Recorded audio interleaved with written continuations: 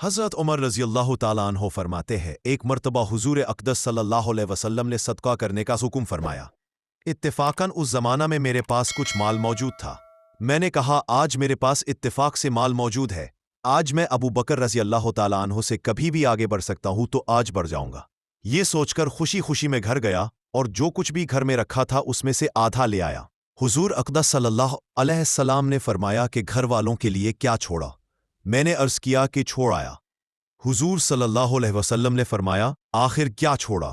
میں نے عرض کیا کہ آدھا چھوڑایا۔ ادھر حضرت ابو بکر صدیق رضی اللہ تعالیٰ عنہ کے یہاں جو کچھ رکھا تھا وہ سب لے آئے۔ حضور صلی اللہ علیہ وسلم نے فرمایا، اے ابو بکر، گھر والوں کے لیے کیا چھوڑا؟ انہوں نے فرمایا، ان کے لیے اللہ اور اس کے رسول صلی اللہ علیہ وسلم کو چھوڑایا، یعنی اللہ اور اس کے رسول پاک صلی اللہ علیہ وسلم کے نام کی برکت اور ان کی رضا اور خوشنودی کو چھوڑایا۔